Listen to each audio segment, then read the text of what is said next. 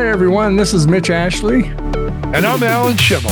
And you're listening to Security Boulevard Chats, out on the boulevard. Out on the Boulevard. Yeah, security. We've been doing this podcasting not on security Hollywood, a while. Not Hollywood Boulevard, though. Not Mitch. Hollywood? Oh, yeah. With Celluloid Heroes. No, that's a different song. Different song. Except for Lola. Lola. Oh yeah, Lola. Okay. Anyway, Mitch, we're back. I know we took a week or two off there as we were both out in Paris. You the week before KubeCon, me the week after KubeCon. So altogether it was a few weeks off. But, security stands still for no one. There's, of course, been a lot going on. You remember how we used to say, I took some time off in hiatus because we were on hiatus. I thought we were in hiatus, but that's Cape Cod. Exactly. We've said that before, haven't we? Yeah. I feel like we're doing Borscht Belt comedy here, like with Henny Youngman or something. Take my wife, please. Anyway, so Mitch, we're going to talk about a few things, but one thing I did want to mention is, like every 3-week period, I bet you look at, I don't know if this was a tough 3 weeks or not, but there were a whole bunch of big breaches that were announced over the last couple of weeks. Absolutely. I remember we were talking about Techstrong Gang. One of the breaches was getting in the middle of the payments to doctors with the Health and Human Services. And that was a big one. Gumming up the entire works for, I don't know if it's the entire industry, but a lot of things were stopped dead in their tracks. And what was also interesting to me about that is the hacker that had involved in doing this had been present, contributing to an open source project over a period of time, kind of about 2 years, developing up trust and becoming part of the community, whoever this person was a deep plant. Yep, exactly. And a sleeper cell. So woke up, and suddenly deploying some malicious code along with the rest of the open source software, and poof, you got a problem. I mean, I'd love at some point to see a postmortem of that. Was that his intent all along, or did something turn? As I think we mentioned on the Techstrong Gang, did they break his programming, like Dr. Yue, whatever, Dr. from Yue. Dune? Dr. Yue from Dune. Programming. Yeah, I don't know what happened, but that went wrong quick. But Seeker. That's right. Home Depot though also had a big breach. I think one of the banks had a big breach. AT&T had a huge breach. There's been, it just, for as much money as we spend and as much as we talk about it, as much resources, sometimes, in security, and I get it, right? With my security friends out there, we just feel like shoveling sand against the tide some days, right? It is. It's also interesting that, we're at a time now where 2 days later, we're not talking about any one of those. 2 days after it happened, right? How many times have we talked about AT&T's breach since the first day or so? Yeah. Happening? They just kind of roll off because they just keep coming and they keep coming. You know what? It's a politician's dream, right? It's a 48-hour cycle, and then, you start fresh again. Yeah. Crazy. The message. Anyway, moving on from that, Mitch, and speaking of all these breaches, so much of it has been focused on software supply chain security. Mm-hmm. And when we talk software supply chain security, make no mistake, they're talking about open source. Right. Software. It's a big part of it. Right. It's a big part of it. These open source components that go into so many of our apps today. And recently, the federal government, well, certainly since Joe Biden's been president, CISA has put a big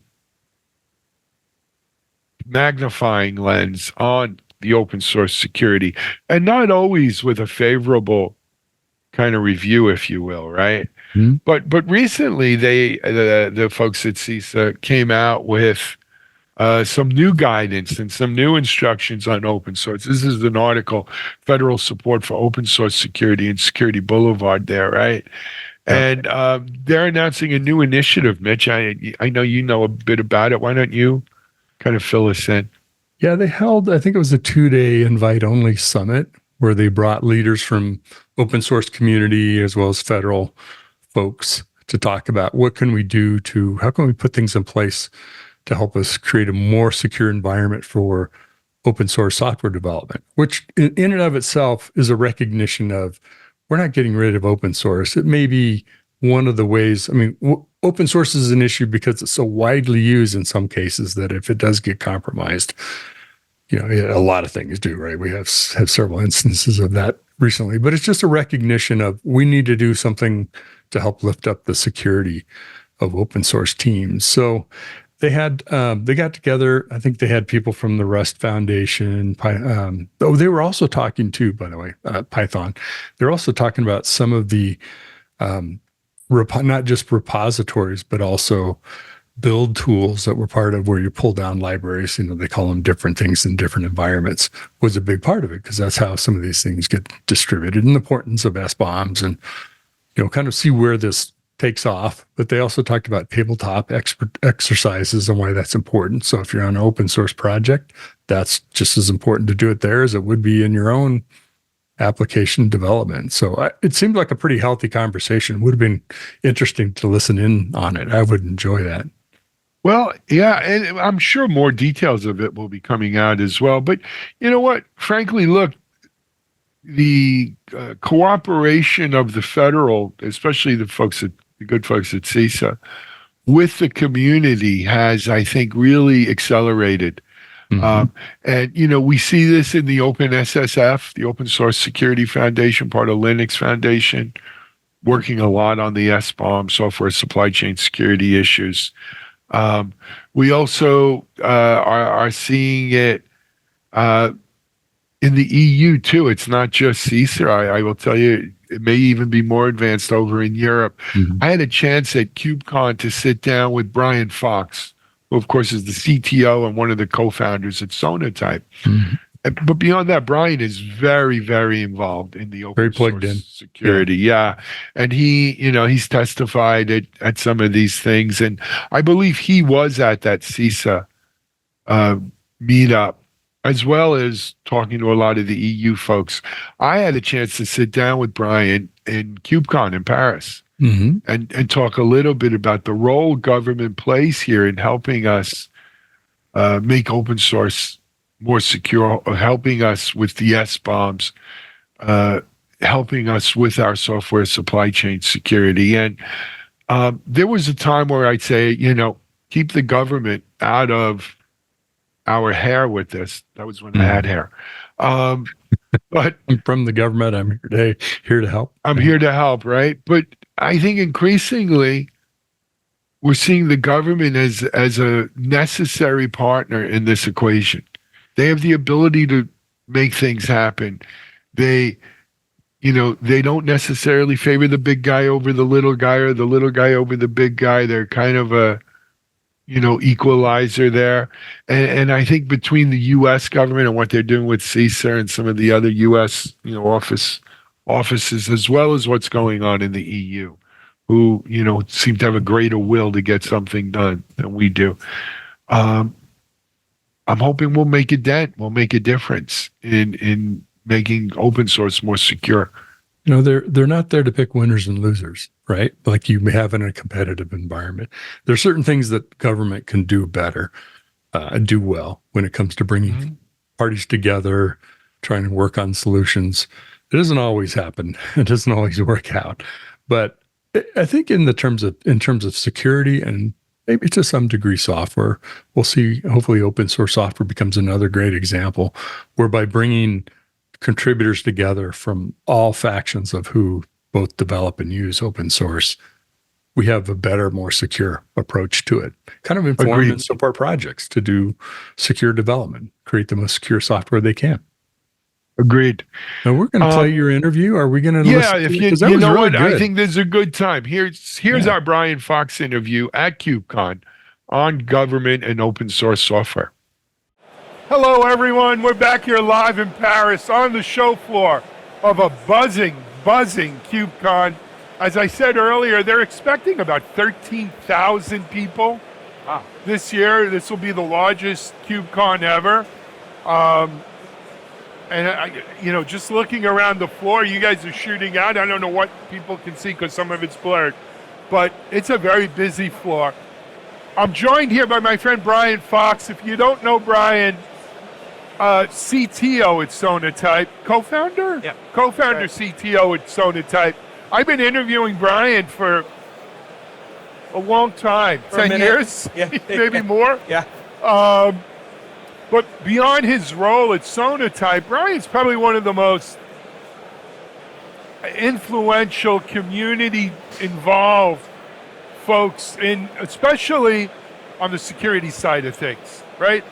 Sonatype is you guys a platinum or diamond sponsor, some high sponsor of KubeCon. But Brian, personally, you're involved with OSSF, That's right. FinOps. Finos, we're Finos. involved. Yep. I'm a governing board member of the OpenSSF and number of the committees there as well. So we're going to talk about Sonatype and we're going to talk about CNCF, but let's first talk about things like OpenSSF, and you're a board member. I mean, there's obviously business reasons why you want to be on the board, but Brian, with you, it's a passion as well. Let's talk about it. I don't mean to embarrass you, but let's talk about that, for a bit. What drives you to be involved like that? Yeah, I mean, it's been since 2011 probably that those of us at Sonatype have been observing this problem with what everybody talks about now, supply chain security. Mm-hmm. And so we've been on a mission for, how many years is that? 13, 14 years at this point? Yep. To try to help large organizations do a better job of managing their open source dependencies from a security and license compliance and architecture risk. We know that doing a good job on this can lead to better outcomes for the company, but also makes them much more efficient. So many people think about it's a tax. I have to do this to make things more secure. But we know that that's actually not true, that it unlocks productivity. But the market in general has been very resistant to change. It's just human nature. Yeah. And so, the last couple of years, we've been involved with others at the OpenSSF, working with the US government, with CISA, with ONCD, trying to help really, elevate the message, spread the word, and help work with the regulators. After SolarWinds and Log4Shell, a lot of people sat up and paid attention. Unfortunately, not all of that attention was focused in the right area. And so that's what I've been spending a lot of time trying to help shape that policy, help inform the legislators so that we get, sensible legislation that helps us all be better, not punitive legislation that could really undo things.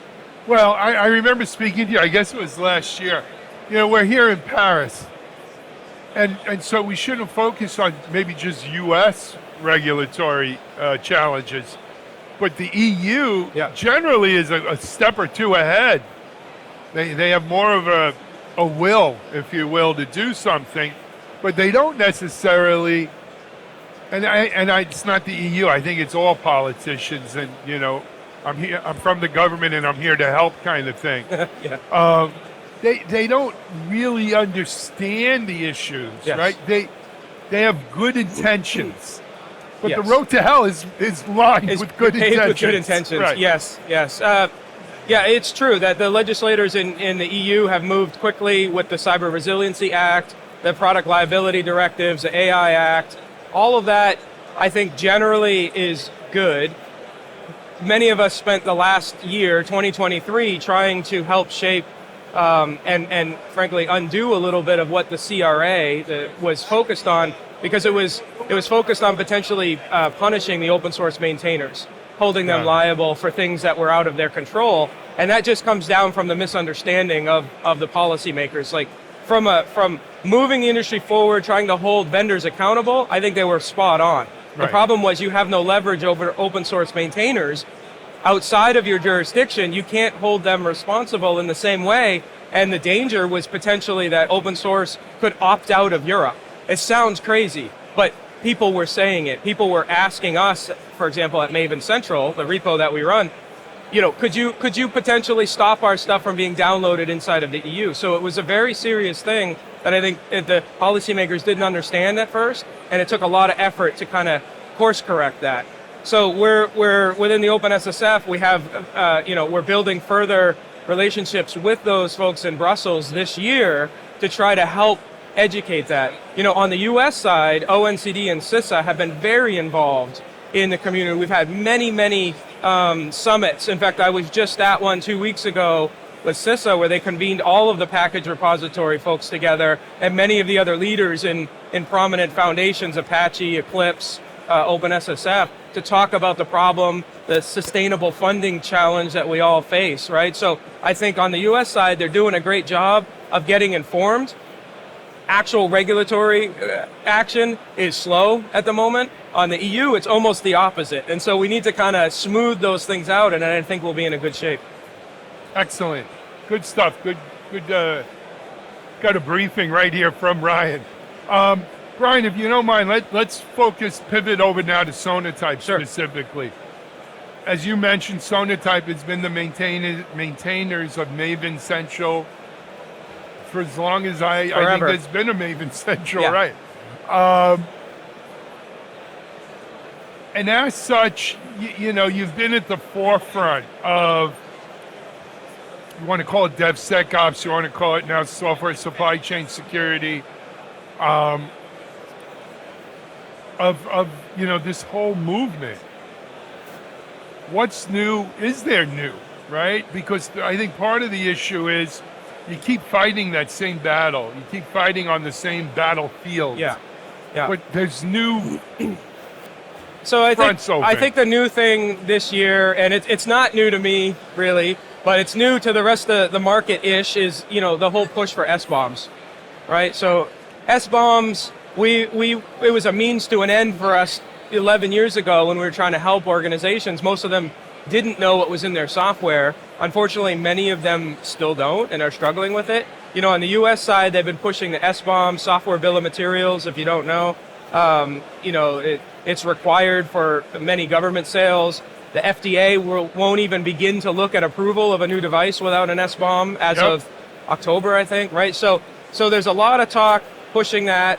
The legislation in the EU references it as well. So it's a worldwide phenomenon, not just US. And so, what I've observed in just the last year is a major pivot. So about a year ago, I went to some sessions. Everybody was kind of grappling with, why are they making us do this? It's really hard to do this. We don't know how to do this. All for reasons that they would never want to tell their customers. Things like, we don't have anybody that knows how to maintain that software. We don't track what's in it, right? Things that would consumers would be horrified about. That was the conversation last year. This year, the conversation is more focused on, okay, I need to produce SBOMs. I need to ask for SBOMs from my vendors.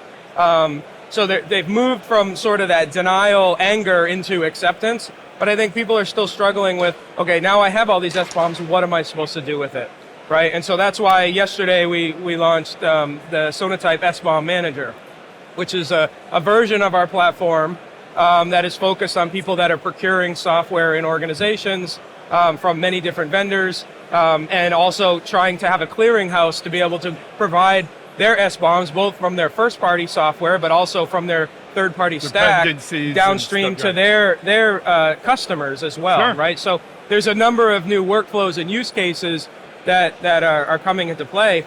And it's interesting because the scale of this is much larger than even we expected. We're used to organizations managing, tens of thousands of applications, which is a lot, but the biggest organizations, 10,000, 20,000 is fairly normal. We've had those same organizations talk to us about a need to manage millions of SBOMs, which is quite shocking. Which brings up the point I wanted to make to you. It all sounds copacetic, right? What a great idea. We need to do this.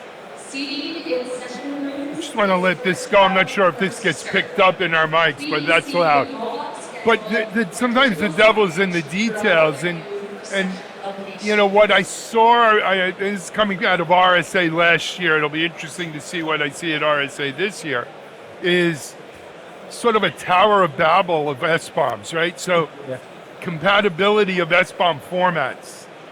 Because if Sonatype has their format and Company Z has their format and Company X has their format, And this reminds me, remember when RSS feeds first came out? Yeah, There was right. RSS 1.0 and 2.0 Yeah. and Atom and all these different formats. And so if you had an RSS feeder, if you weren't able to read all the Sure. different RSS formats, you needed Yeah. 6 different readers. Yeah, Until a company called FeedBurner, if you remember, FeedBurner normalized that's right. the RSS feeds. Do we have anything that's going to normalize the SBOMs? Yeah, I mean that's a use case of our tool. But there's really two main standards for SBOMs. It's SPDX, which is a Linux Foundation project, and then Cyclone DX, which is an OWASP project. You know, we've been involved with Right. Cyclone since the 1.0. Sonatype contributed the first security profile extension for it, for example. Because specifically, I didn't want to invent our own bespoke Right. Because that protocol. doesn't help the cause. That's right, doesn't help the cause. And so there's really just those two main, and I think, you know, everybody has come to accept that at this point, and pretty much I think all the tools are both able to consume and emit the different SBOM formats. So it's a little bit of extra work, but you know, it's sort of a solved problem at the moment for people. So I don't think you need to get too worried about that. I don't see any other standards coming along anytime soon. You know, we're well I hope past not. that. Yeah, no, Yeah. that's good news. Look, we've gone almost this whole interview. We haven't mentioned AI. Yeah, I was wondering when you were going to ask. I have to. Yeah. I say AI, we get like money or something. I don't know. What role is AI going to have on SBOMs and so forth? Oh, you know, it's interesting. You know, the conversation around SBOMs is sort of, fragmented in a sense, and people are talking about crypto bombs, cloud bombs, AI bombs, right? Because you need to be able to potentially document and disclose what models, what the training set went into the models, right? So I think the bill of materials concept is here to stay, and there's going to be many different extensions for Flavors, different yep. areas. You know, we've seen many of our customers asking us to help them manage the AI usage within their products. So, and from my perspective, it looks very much like 10, 15 years ago in open source, where we would talk to policymakers and they would say, we have a policy against it, we're not using it. And then you go and look at what's in their applications or talk to the developers, and it's open source is everywhere. Well, the same exact thing is happening with AI and LLMs right now. So Yes. about a month or so ago, we added some new capabilities to help detect and recognize LLM, AI components, AI REST calls, and be able to surface those so that then the governance engine we have in our platform can help the policy folks in charge kind of reason about it. So AI, is getting into the applications in a fairly large way that many people don't realize. You know, I think the AI aspects of the whole industry will certainly help. The generative AI parts can help. With some of the SBOMs, filling out descriptions that are rational. It's really good at those things. You know, if you have a component but you're not sure what the category is or how to describe it in the SBOM, you can use AI techniques to be able to help massage some of those things. Same thing in terms of trying to interpret it. So I think it's going to be, secretly underneath the hood in both the generative, the export and the import of these different formats as we're sort of, hanging around the periphery of the formats and what the humans can do. Love it. Brian, we're about out of time. Sonatype.com, of course, is the website for Sonatype. Sonatype.com, that's right. Where are any other kind of websites you want to put in people's minds regarding, the OpenSSF? The OpenSSF.org, yeah. I mean, we didn't touch on the State of the Software Supply Chain report. That's an enduring one. When's that coming? In October. This year is the 10th year. That's right. It's going to be huge. And, a lot of the research that we've done over the last 10 years is still completely relevant. We tend to take a different look at the industry every year. So we're going to be going back and looking at a lot of those key findings and trying to update them and summarize them. So the team's already hard at work on that. Very cool. Trying to get that updated. You can look at all of the past 9 years of reports at sonatype.com/SSCR. We'll see you at RSA. That's right. We'll see you at the Open Source Summit coming up I want to say June in Seattle, is it? Or April in Seattle? There's one in June. There's also one in a couple of weeks, April in Seattle. In Seattle. I think we're going to be... That's right. What are we doing here? I'm going to be everywhere. I'm going to DevNexus. I'm going to VulnCon. Yeah, no, you would tell me. You're great. God bless you. That's right. I pick my spots. But anyway, Brian, thanks for all you do for the whole community and continued success with Sonatype. Thank you. Mitchell, I've known Brian for a bunch of years now. And what's funny is I wind up talking to him about non-Sonatype stuff more than I talk to him about Sonatype, to tell you the truth. But he's really passionate. He's a real advocate for open source security. And he is. He's made so many contributions, directly and also through the organizations that he's a part of. So good stuff there. One of the good ones, definitely. A great Mitch, interview, the next by thing. the way. Yep, thank you. And again, all of our interviews from KubeCon are up at TechStrong TV. You did quite a bunch. I did some. Mike Fazard did some, and highly, highly recommend going to check them out. Mitch, I want to turn our focus, if you will, to RSA. Just around the corner. I announced something a couple days ago. We started the Security Bloggers Network and then the Security Bloggers Meetup. I guess it was 2004 or 2005, so 20 years ago. Yeah. And for many, many years, it was the best party for us and people like us at RSA, right? It was Wednesday the peak night. Of the week. Peak of the week. Yep, Wednesday night, chill out, have a nice drink, meet with marketing friends. Free zone. The last couple of years with COVID, it was harder and finding a venue to do it. And our good friend Anthony Freed, whichever company he was with, he tried to made available to us space, but it was different. We were kind of sharing it and all of that. So this year we announced the meetup is going to be at the Tonga room, like TongaCon, right, which isn't happening this year. So we're going to try to incorporate some of the TongaCon stuff too. But again, it's Wednesday night, and there is an Eventbrite page where you can register for the party. You must register. You can't just walk in. It's not that it costs money or anything, but we need to keep a control on things. But along with that, though, we've changed the name of the Security Bloggers Network to the Security Creators Network. Interesting. Yep. And you know what, Mitchell? I'll give credit. This was Rich Mogul's idea a couple of years ago. Oh, I didn't realize that came from him. Yeah, it came from Rich.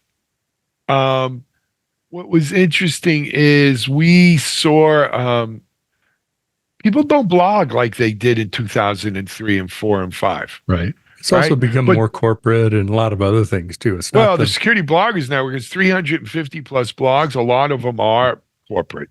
But that being said, just because they don't necessarily blog doesn't mean we don't create security-themed content. There's more security content than ever, whether it's in podcasts or videos or TikToks or Twitter or, people working for security companies who create ebooks and white papers and position papers, and people who write about security, whether it's from our friends at Cyber Risk Alliance or Tech Target, Kelly and her team at Dark Reading. And here at Security Boulevard and the Bloggers Network and everything. So, and the other driving thing there, Mitchell, was increasingly over the last couple of years, especially with COVID, we have our core group of folks that we've been doing this party with all these years, and it's great seeing them. But I feel like raising a glass and saying, here's to us and those like us, damn few left. Yeah. Another one lost in the war. Where's Joe? Yeah, well, no, some of them have retired and they don't do RSA anymore. Others, unfortunately, are not here anymore. Right? True. I think yesterday was, by the time this reads, last week, by the time this plays, was the 1 year anniversary. Maybe it's 2 years of Mike Murray. Mike Murray, passing away. And that was a kind of hole in the heart. Mike was a great guy, and I still don't understand the whole thing. But anyway, we've lost a lot of really good people. At the same time, the security community has grown so much, and it's time for fresh blood. A lot of great people have come along, for sure. Yeah, no, and so I reached out to the folks at the Cybersecurity Marketing Society, not because I want marketing at the Security Creators Network. I really don't. I've spoken to Jennifer Leggio on this, and she wanted to make sure we kept our principles, which is this is a no marketing zone. Right. And I almost really, I wasn't sure what to do because it is the Cybersecurity Marketing Society, but Gianna and the team there understand that this is a no marketing zone. This isn't about marketing. Right. But Mitchell, we need fresh blood running this event. We need fresh blood in the Security Creators Network. We need to embrace the change that's going on. I'm not opening membership to AIs. Not yet. Not yet. They're gonna have their anyway. own society, I guess. You're right. But that being said, I do want to open the books to folks who are creating content around security. They're welcome here. We want to have you here, and we want you to come down and party. So say a little bit more about, so if you're someone who's doing this, creating content like this, or doing, because these are the kind of folks we want to draw in, how would you describe that? Well, I think they are contributors to cybersecurity sites. I mentioned a bunch of them. I think they are people who podcast or vidcast or whatever it's called. People who go on TikTok and Twitter or X or YouTube or YouTube Shorts. Yeah. Or they just create security content as part of their everyday job. They're writing product marketing and marketing material, perhaps, for the cybersecurity, market.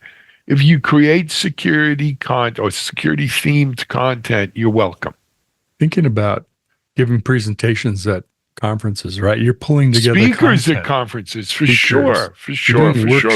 With people, right? You don't have to be a educators product person. Yep, you don't have to be a product person. You're creating security-related content. But again, no marketing zone, no sales. We're here to talk cyber, catch up, form friendships, form networking. Support each other. And that's what this is about. Great. So continue to build community, right? That's what this is and all I about. I encourage anyone listening to this who's at RSA who fits that, go register for this. We'll try to put the Eventbrite address in the notes. Also, we need sponsors for this, right? This little hullabaloo will wind up costing every bit of $25,000. Yeah, we need 4 or 5 sponsors to help defray the cost there. So if you're listening to this and your company can sponsor, we'd love to have you. And again, it is a marketing-free zone, but we'll give you a chance to say hello. We'll have your banners there. No, people appreciate it. Yep. There's a lot of goodwill in this. And it's look, just from our core group, it's a pretty who's who of security. So really excited with that. Well, good. Really, Fantastic. really excited. If people don't know about this Security Bloggers Network, you can find that on Security Boulevard, which became the home kind of for it. So I would imagine the Security Creators Network is going to continue. Well, I think we've already changed the name over. Oh, we did? Okay, great. Yes, we changed the name and the branding over to Creators Network. Okay. But staying on RSA for a second, Mitch, just a reminder that Monday of RSA week, you and Mark Miller will be hosting our 8th or 9th annual DevOps Connect DevSecOps event.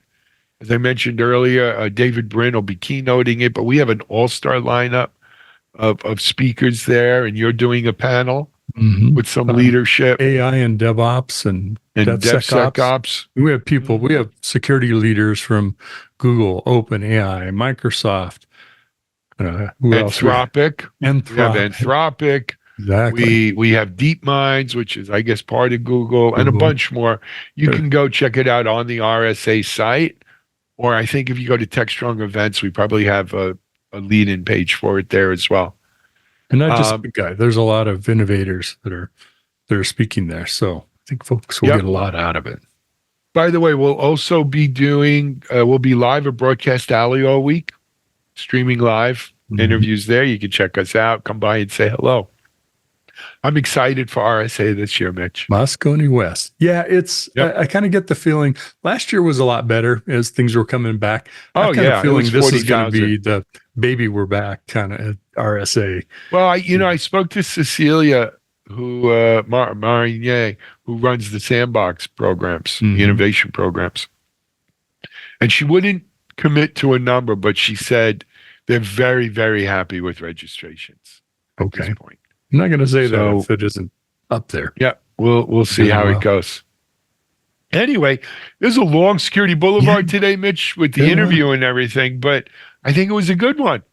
It was a fantastic one. And we appreciate people hanging with us while we were hanging out in hiatus for a few weeks there and coming back on and getting on the podcast with you all.